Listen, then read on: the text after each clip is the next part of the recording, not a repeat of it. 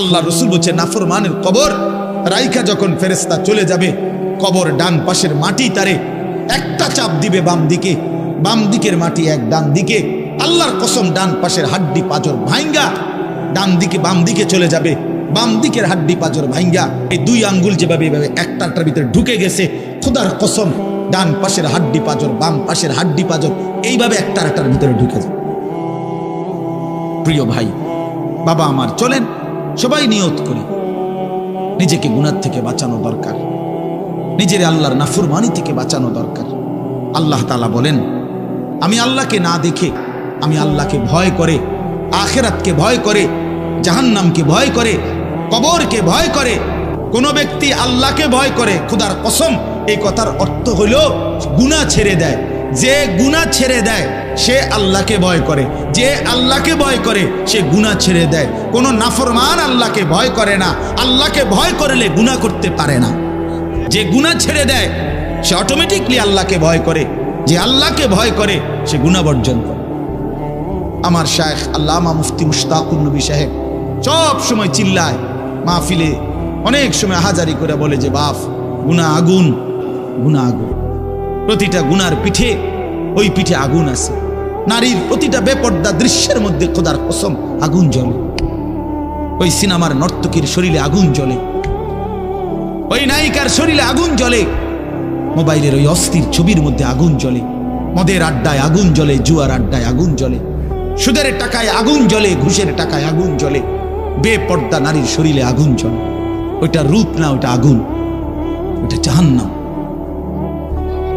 আল্লাহ তাআলা বলেন, আমার যে বান্দারা আমার আখিরাত, আমার জাহান্নাম, আমার পরকাল, আমার কবর এই কথাগুলোকে ভয় করে, আমি আল্লাহকে ভয় করে, না দেখে আল্লাহ বলেন আমি ওয়াদা দিলাম আমি তাদের পেছনের সব গুনাহ মাফ করে দেব, আর আমার সবচেয়ে বড় পুরস্কার জান্নাত দিয়ে দেব।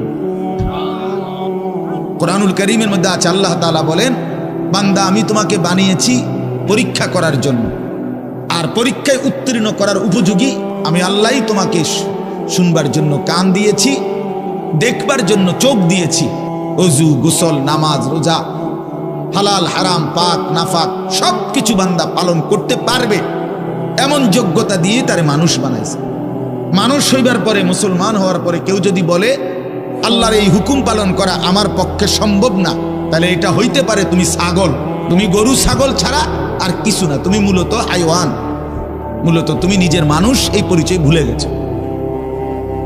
তো এই জন্য বাপ আল্লাহ নবী সাল্লাল্লাহু আলাইহি সাল্লাম বলেন, মা বাপ সন্তানকে ইহুদি বানিয়ে দেয়, অথবা খ্রিস্টান বানিয়ে দেয়, অথবা অগ্নি পূজক বানিয়ে দেয়। 3 বছরের বাচ্চাটা ছোট্টবেলা থেকেই ঘরে টেলিভিশন দেখে, রঙিন সিনেমা দেখে, নাটক সিনেমা দেখে, তারে এটা শিখাইবার ক্ষেত্রে কে ব্যবস্থা করে দিল? তার মা বাপ। এই 3 বছরের বাচ্চাটারে কার্টুন দেখার জন্য, গেমস খেলার জন্য এত বড় মোবাইলটা, এটা তো তার বাবাই দিছে, অথবা তার মা, তার দুলা ভাই, তার বড় ভাই, তার চাচা, এমন কেউ একজন তার হাতে তুলে দিছে। বলি যেই মা বাপ সন্তানের, অপ্রাপ্তবয়স্ক সন্তানের হাতে এই বড় মোবাইলগুলো তুলে দেয়, এই মা বাবার চাইতে বড় জালেম আর কেউ নেই। ওরা নিজ হাতে সন্তানকে গলা টিপে হত্যা করে ফেল, ধ্বংস করে দিল, বরবাদ করে দিল। এই জন্য বদনসিব ওই সন্তান, ওই অভিভাবক দুর্ভাগা যে মুসলমান পরিচয় দেওয়ার পরেও নিজ সন্তানকে আল্লাহর কোরআন দেখে দেখেও পড়তে জানে না। আল্লাহর কোরআন দেখে দেখে হাসরের ময়দানে আল্লাহ তাআলা জিজ্ঞেস করবে, বান্দা আমার দেওয়া 2টা চোখ, আমার দেওয়ার জিহ্বা, আমার দেওয়া ঠোঁট, এত লক্ষ কথা বললা, এত কিছু দেখলা, এত শব্দ উচ্চারণ করলা, পৃথিবীর কত লক্ষ কথা তুমি জীবনে বললা, অথচ আমার কালাম, সর্বশ্রেষ্ঠ আসমানি কিতাব মালিকের এই কোরআন, এটা একটু দেখে দেখেও পড়তে পারো না, এর চাইতে বড় বদনসিব আর কে হইতে পারে? আল্লাহর কোরআন যেই মুসলমান দেখে দেখেও শুদ্ধ পড়তে পারে না, ওই লোকটা বোবা। বাকি কথাগুলো না বললেও চলতো, এই পৃথিবী ভোগ করা যেত। বোবা মানুষ যারা, তারা কথা না বলতে পারলেও ভাতও খাইতে পারে, ঘুমও যাইতে পারে, পেশাব পায়খানাও করে, বিয়েও করে, বোবা মানুষের বাচ্চা কাচ্চাও হয়। তাহলে বোবায়ও তো পৃথিবী ভোগ করে। তাহলে যে জবান আল্লাহর দেওয়া, যে চোখ আল্লাহর দেওয়া, সেই মালিকের কালাম দেখে দেখেও পড়তে পারলাম না। 16 বছর বাচ্চাটা পড়লো, অথবা আপনি পড়াইলেন, একবারও ভাবলেন না হায় আমার সন্তানকে আমি কি পড়াইলাম? একবারও মনে করলেন না? আল্লাহ আমাদেরকে বুঝ দান করে।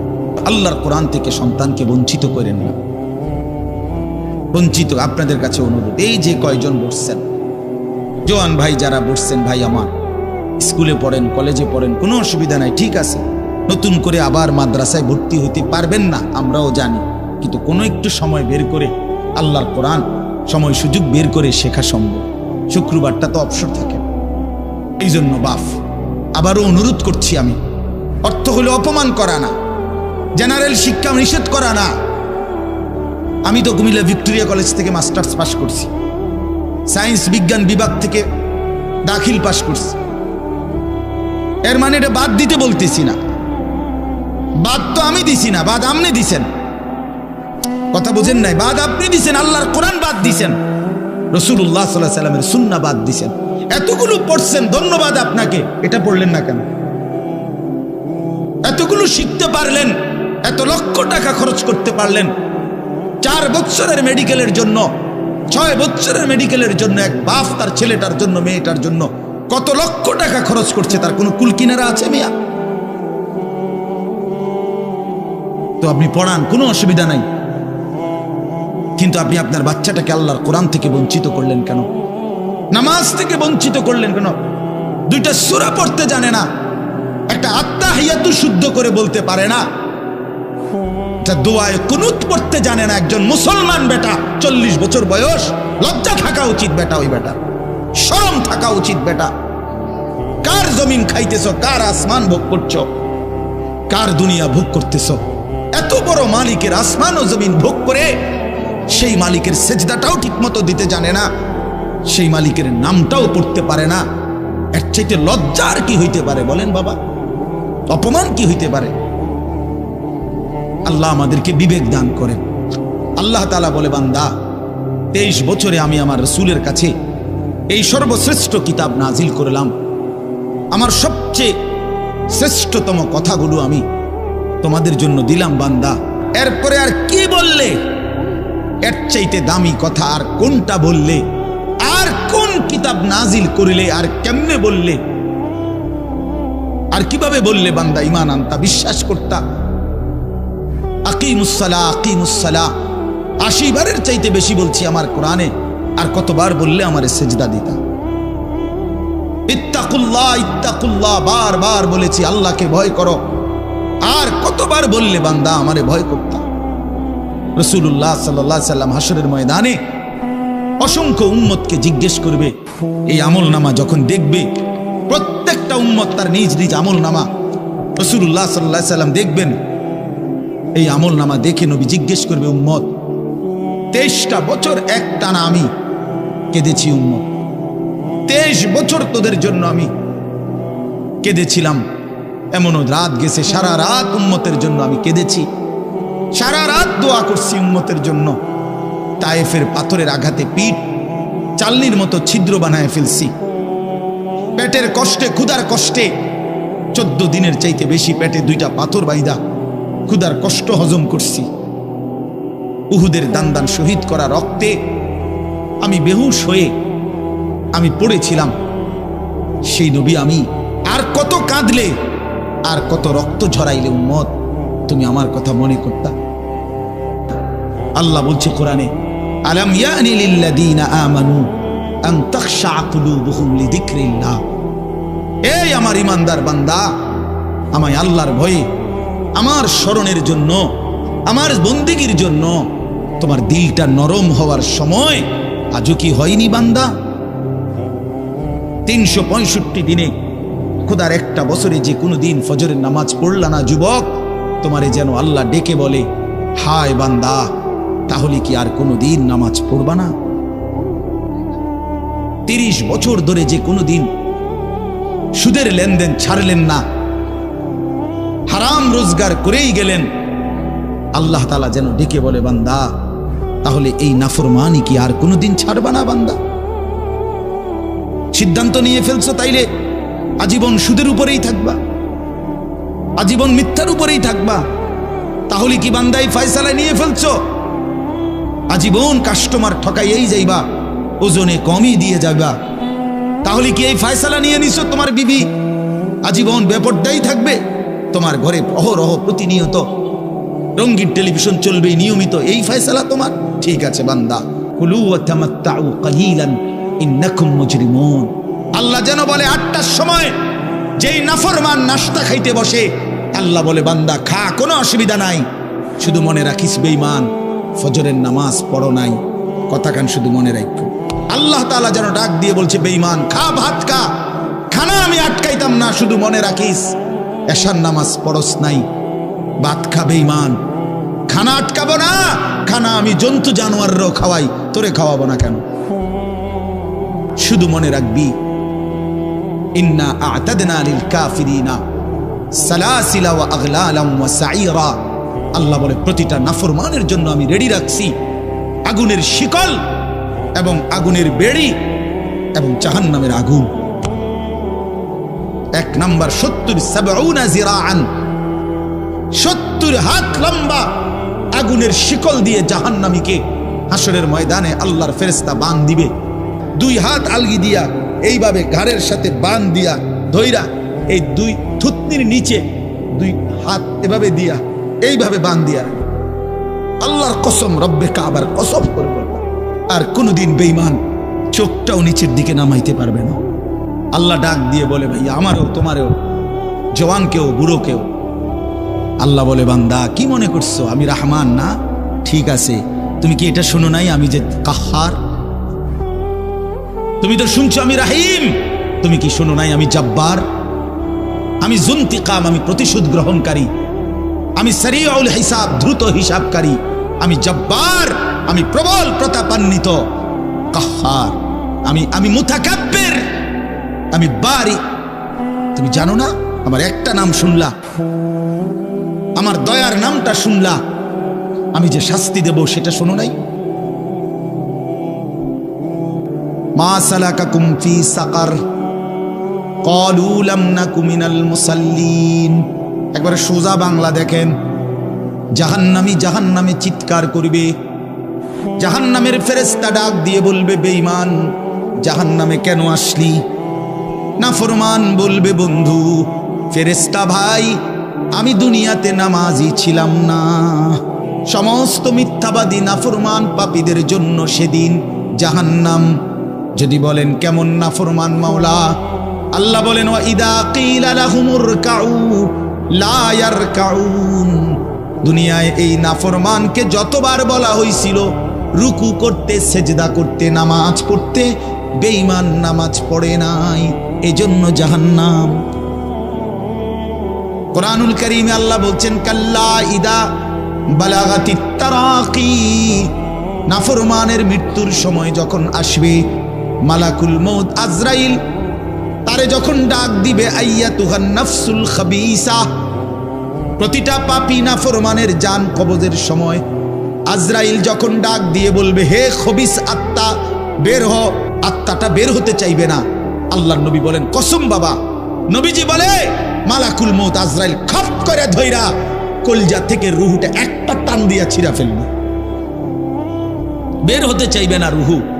আজরাইল তখন ধৈরে টাইনা হেসরাইয়া ছিঁড়া ছিন্ন ভিন্ন করে বেঈমান নাফরমানের কলজা ছিঁড়া ফেলবে, রুহু ছিঁড়া ফেলবে, এরপরে শরীর থেকে বের করে নিয়ে আসবে। আরে বন্ধু এই কোরআনে আছে, আল্লাহ নিজে বলছে এমন নির্মম মৃত্যু হলো কেন? এই নাফরমানের মউত এত কঠিন হলো কেন? তার কলজা ছিঁড়া ফেলছে, রুহু ছিঁড়ে ফেলছে, এমন মৃত্যু হলো কেন? আল্লাহর কসম বাপ আমারেও বলি আপনারেও বলি, আল্লাহ কোরআনে সরাসরি বলছে এমন ভয়ানক মৃত্যু হলো কেন? এই নাফরমান আমি আল্লাহর কথায় বিশ্বাস করে নাই, ওয়ালা সাল্লাহ, এবং নামাজ পড়ে নাই, নামাজ পড়ে নাই, নামাজ পড়ে। আমার একটা মোটরসাইকেল আছে, আমার একটা মোবাইল আছে, আমার কিছু বন্ধু আছে যারা আমার সারাক্ষণ অসৎ সঙ্গ দেয়। যখনই আমার সমস্ত নাফরমানি মন চায়, কিছু অসৎ বন্ধু মিলে যায়, যে বন্ধুরা আমার সারাক্ষণ চরিত্রহীনতা শিখায়, অসভ্যতা, নোংরামি, অশ্লীলতা, বেহায়াপনা শিখায়। এমন কিছু বন্ধু যার মিলে গেছে, একটা মোটরসাইকেল মিলে গেছে, একটা মোবাইল মিলে গেছে, তো নারীর ছবি, আড্ডা, জিনা, ব্যভিচারের দৃশ্য, মদের আড্ডা, জুয়ার আড্ডা, নারীর আড্ডা, নারীর আলাপ, অথবা মোবাইলের অস্থির ছবি দেখা, এই জিন্দেগি মুসলমান? এর জন্যই আল্লাহ তাআলা আমাদেরকে মুসলমানের ঘরে বানাইছিলেন। এই জন্যই আমার বাবা মুসলমান, এই জন্যই আমার মা মুসলমান। সবাইরে অনুরোধ করলাম, দোস্ত আমার, ইনসাফের সাথে ভাইবেন, নিজেরে নষ্ট করেন না। ছেলেরা আমার, ভাইয়া, নিজেরে নষ্ট করো না ভাই। শেষ পর্যন্ত কেউ নাই, শেষ পর্যন্ত একদিন, দিন শেষে, রাত শেষে দেখবেন আমার সাথে কেউ নেই, আমি একাই। একদিন কবর আমারে সব সম্পর্ক ছিন্ন করে দিবে, একদিন মৃত্যু আমাকে সব ভুলায় দিবে। আল্লাহ নবী সাল্লাল্লাহু আলাইহি ওয়াসাল্লাম বলছেন, এই সূরাটি যে নিয়মিত তেলাওয়াত করবে, আল্লাহ নবী বলেন, তুমজিহি মিন আযাবিল কবর, এই সূরা কবরের আযাব থেকে রক্ষা করবে, কবরের আযাব থেকে রক্ষা করবে। আমার ভাই, আমার বন্ধু, রাসূলুল্লাহ সাল্লাল্লাহু আলাইহি সাল্লামের অগণিত হাদিস এই কথার প্রমাণ করে যে কবরে আযাব হবে। হাসরের আযাব তো আছেই, জাহান্নামের আযাব তো আছেই, কবরেও আযাব হবে। মেন বিচার তো হবে হাসরের ময়দানে, তার আগেই আযাব হবে কবরে। তো আল্লাহ পাক রব্বুল আলামিন বলেন, নাফরমান সে তো হাসরের ময়দানে বিচার হবে চূড়ান্ত, কিন্তু কবর থেকেই আযাব শুরু, কবর থেকেই আযাব শুরু। কিতাবের মধ্যে আছে, আমরা নিজে আত-তাযকিরা, আমার কাছে কিতাব আছে আরবি, ইমাম কুরতুবী রাহমাতুল্লাহ লিখিত কিতাব, ওখানে আছে হযরত উসমান রাদিয়াল্লাহু তাআলা আনহু যখন কোনো কবরের সামনে দাঁড়াইতেন তো প্রচন্ড কাঁদতেন, ভীষণ কাঁদতেন, হাত্তা ইয়াবুল্লা লিহিয়াতাহু, কাঁদতে কাঁদতে উনার দাড়ি ভিজে যেত। তো উনার সাথীরা জিজ্ঞেস করতেন, হযরত আপনি জাহান্নামের কথা বললেও এত কাঁদেন না, অথচ কবর দেখলে এভাবে কাঁদেন কেন? তো তিনি বলতেন, শোনো, কবর হচ্ছে আখিরাতের প্রথম ঘাঁটি। যদি কোনো ব্যক্তি এই কবরের ঘাঁটিতে বাইচা যায়, পরবর্তী সবগুলো ঘাঁটি তার জন্য সহজ। হযরত উসমান বর্ণনা করেন যে আমি নবীজির জবানে শুনছি, নবীজি বলছেন, হে আমার উম্মত, আল্লাহর কসম উম্মত, কবরের চাইতে অধিক ভয়ানক কোন আযাবের দৃশ্য আমি রাসূল মুহাম্মদ দেখি নাই। যে ব্যক্তি কবরের 3টা প্রশ্নের জবাব দিতে পারবে না, রাসূলুল্লাহ সাল্লাল্লাহু আলাইহি সাল্লাম বলেন, আল্লাহ তাআলার পক্ষ থেকে তখন ফেরেশতাদের কাছে ঘোষণা আসবে, আমার এই নাফরমান বান্দার কবরে জাহান্নামের বিছানা বিছিয়ে দাও, জাহান্নামের পোশাক পরিয়ে দাও, আর জাহান্নাম বরাবর তার জন্য কবর থেকে দরজা খুলে দাও। ফেরেশতারা যখন এই কার্যক্রমটা শেষ করবে, প্রথম জাহান্নামের বিছানা বিছায় দিছে, পোশাক পরায় দিছে, জাহান্নাম বরাবর দরজা খুলে দিছে, আল্লাহর নবী সাল্লাল্লাহু আলাইহি ওয়াসাল্লাম বলেন, একজন ফেরেশতা এসে তখন একটা লোহার হাতুড়ি, লোহার গুর্জ, লোহার হাতুড়ি দিয়ে একজন ফেরেশতা তাকে একটা আঘাত করবে, তার 2 কান বরাবর একটা আঘাত করবে। রাসূলুল্লাহ সাল্লাল্লাহু আলাইহি সাল্লাম বলেন, ওই নাফরমান তখন এত জোরে চিৎকার করবে, মানুষ এবং জিন ব্যতীত আল্লাহর সমস্ত সৃষ্টি ওই বেঈমানের চিৎকার শুনতে পাবে। আপনি হাসলেও কবরে যাইতে হবে, কাঁদলেও কবরে যাইতে হবে। রাজপ্রাসাদের ওই অট্টালিকাতে যে থাকে সেও একদিন মরে যাবে, জীর্ণ কুঠিরে কুড়ে ঘরে যে থাকে সেও মরে যাবে। জীবনে যে কোনোদিন সুখ দেখে নাই, দুঃখের সাগরে, তারও মৃত্যু হবে। জীবনে যে কোনোদিন দুঃখ দেখে নাই, সুখের সাগরে ভাসছিল, তারও মৃত্যু হবে, সেও মরে যাবে। কবর নিশ্চিত। আল্লাহ তাআলা মৃত ব্যক্তিকে বলবে, বান্দা, কোরআন শরীফের আয়াত, এখন থেকে নিয়ে ইসরাফিলের ফুঁতে হাসরের ময়দানে উঠানো পর্যন্ত বারজাখ মানে কবরের জীবনে পড়ে থাকো। ভেবে দেখেন, ভেবে দেখেন, শুধু 1 মিনিট। আমিও ভাবি, আপনিও ভাবেন। হাদিসের মধ্যে আছে, ইসরাফিল প্রথম ফু দিলে জমিনের সবকিছু মাটির নিচে চলে যাবে, দ্বিতীয় ফু দিলে মাটির নিচ থেকে আবার সবাই উঠে হাসরের ময়দানে দাঁড়াবে। তো নবীজি সাল্লাল্লাহু আলাইহি সাল্লাম বলছে, এই 2 ফুঁয়ের মাঝখানে ব্যবধান হবে 40। তো মুহাদ্দিসিনে কেরাম, উলামায়ে কেরাম বলেন, কেউ কেউ এই 2 ফুঁয়ের মাঝখানে ব্যবধান হতে পারে 40,000 বছর। তাহলে ধরে নেন, সর্বশেষ যেই লোকটা কবরে গেছে, যদি তার কবরে আযাব হয়, তাহলে তার কবরের আযাব ভোগ করতে হবে 40,000 বছর। এবার বলেন তো, এখন যারা মরতেছে, এবার বলেন তো রাসূলুল্লাহ সাল্লাল্লাহু আলাইহি সাল্লামের জমানায় যারা মারা গেছে, এবার আরো পিছনে যান ইব্রাহিম আলাইহিস সালামের জমানায় যারা মারা গেছে, এবার আরো পিছনে যান নূহ আলাইহিস সালামের জমানায় যেই অবিশ্বাসী বেঈমানগুলো মারা গেছে, তারা আজকে কত বছর যাবত কবরে আযাব ভোগ করতেছে। আল্লাহ বলেন আমার শরণ থেকে যে মুখ ফিরায় নিল, আমার বন্দিগি, আমার ইবাদত, আমার হুকুম পালন, আমি তার জীবন করে দেব সংকীর্ণ এবং তার হাসরের ময়দানে উঠাবো অন্ধ। এই জীবন সংকীর্ণ করার একাধিক তাফসির, এর মধ্যে একটা তাফসির হলো এইটা যে আল্লাহ জীবন সংকীর্ণ করে দিবে, মানে তার কবরের মধ্যে তার কবরটাকে একেবারে সংকীর্ণ করে দিবে।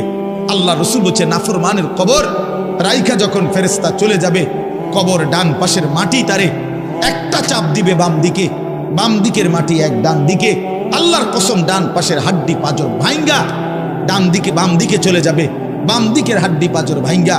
রাসূলুল্লাহ সাল্লাল্লাহু আলাইহি ওয়াসাল্লাম বলছে বন্ধু দেখেন হাত্তা তাখতালিফা আদলাহু, এই দুই আঙ্গুল যেভাবে এভাবে একটার ভিতরে ঢুকে গেছে, খোদার কসম ডান পাশের হাড্ডি পাঁজর বাম পাশের হাড্ডি পাঁজর এইভাবে একটার ভিতরে ঢুকে যায়। রাসূলুল্লাহ সাল্লাল্লাহু আলাইহি ওয়াসাল্লাম একদিন হযরত বারা ইবনে আযিব রাদিয়াল্লাহু তাআলা আনহু থেকে বর্ণিত, নবীজি একদিন এক সাহাবীর জানাজা পড়তে গেছেন।